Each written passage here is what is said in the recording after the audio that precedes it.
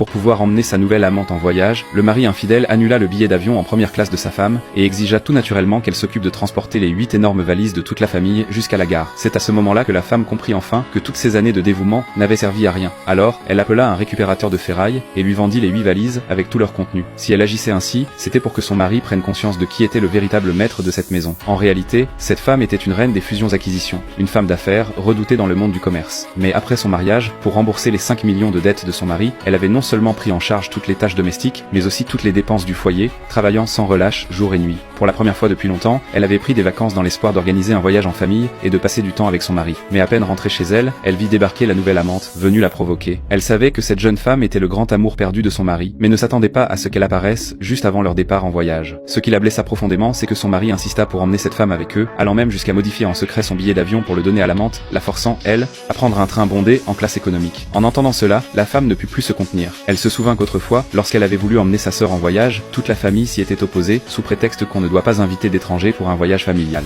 Et maintenant, il traitait l'amante comme si elle faisait partie de la famille. Le mari tenta de se justifier, prétendant qu'il voulait simplement qu'elle admire le paysage depuis le train et qu'il n'y avait plus de place dans l'avion. Sa belle-mère prit aussitôt sa défense, disant qu'il était rare que deux amis d'enfance puissent se revoir, et qu'en tant qu'épouse, elle devait faire preuve de compréhension. Voyant la belle-mère et le fils se soutenir mutuellement, la femme sentit un froid glacial dans son cœur. Elle tourna les talons et accepta un dîner avec le directeur Wang, un homme qui l'admirait depuis longtemps et l'avait plusieurs fois invité à travailler à l'étranger. Elle avait toujours refusé à cause de sa famille, mais cette fois, elle voulait donner une dernière chance à son mari. Mais lorsqu'elle rentra chez elle tard dans la nuit, elle découvrit l'amante endormie dans son propre lit. Sans hésiter, elle s'avança et la gifla, puis demanda des explications à son mari. Celui-ci, sans vergogne, répondit qu'ils avaient simplement discuté trop tard et s'était endormi sans faire exprès. À ces mots, la femme éclata de rire. Voyant cela, le mari voulut encore se défendre, mais elle le mit à la porte avec l'amante et verrouilla la porte derrière eux. Ensuite, elle retira son alliance, la jeta au sol et décida de mettre définitivement fin à ce mariage. Le lendemain, sa belle-mère la réprimanda pour avoir chassé son mari de la chambre en disant que l'homme est le chef de famille et voulut même la gifler. Mais elle s'arrêta à mi-chemin car ils avaient encore besoin de son argent pour financer le voyage. Elle comptait régler ses comptes avec elle plus tard. Le mari, quant à lui, jeta toutes les valises à la femme en lui disant de se débrouiller pour prendre le train seul. Mais à leur grande surprise, la femme accepta sans broncher. Dès que le mari et sa famille partirent pour l'aéroport, elle fit venir le récupérateur et lui donna toutes les valises. Puis, elle appela le guide pour annuler le voyage familial et toutes les réservations d'hôtel.